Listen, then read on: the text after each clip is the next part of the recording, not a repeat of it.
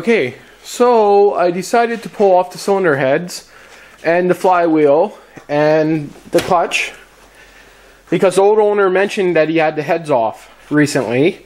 So anyway, before I did that, I started looking at the exhaust pipes. This one here, if that's showing up, looks perfectly fine. You know, you can actually see a little bit of carbon in there. Then I looked at this one.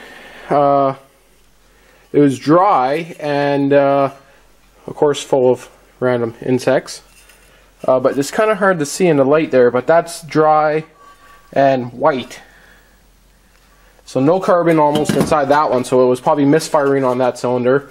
But look at this one. That's inside the muffler, so normally they're not like that. So I know it hasn't ran in about 5 years. Anyway, so after seeing that, I decided to pull them off. And then I seen this, and you know what that white flaky powder means. So, and then this side here, which is actually full of oil, right? So anyway, white flaky powder.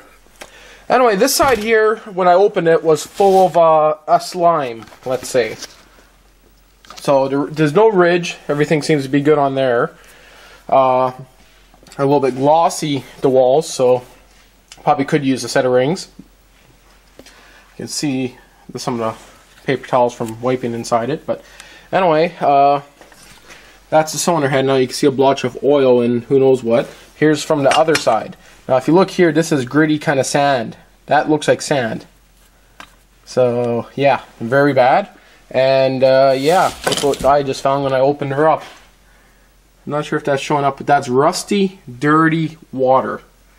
So yes, so that is, look at that. That's gritty, rusty, dirty water. And I have a feeling that this cylinder is, to make this run, going to probably need to, oh yeah, look at that, eh? So,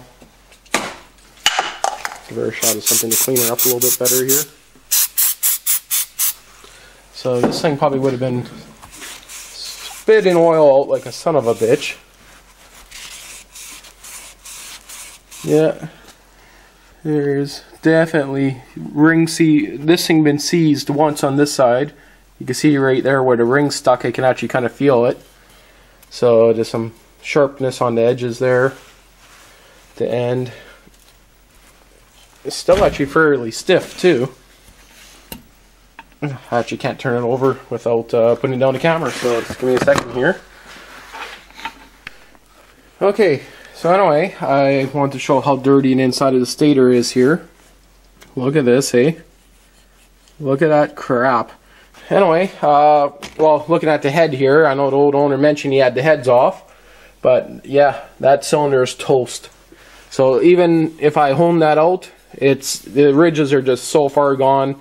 A hone might clean it up with new rings, but really I got to pull out the piston and find out what the shape of the piston's in, because you can see that it guaranteed was frozen there at one time. So it actually looks like someone took sandpaper here.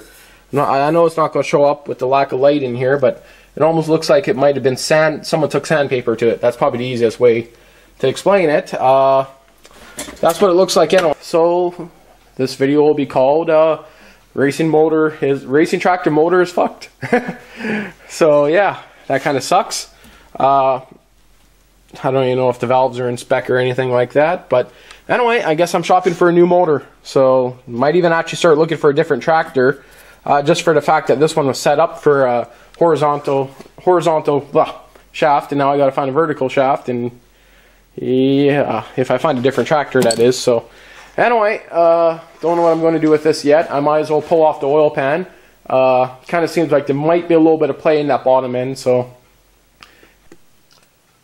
Well, it's not really showing up here, but anyway, yep, that cylinder is pretty toasty. You could actually see sandpaper marks in there from the old owner.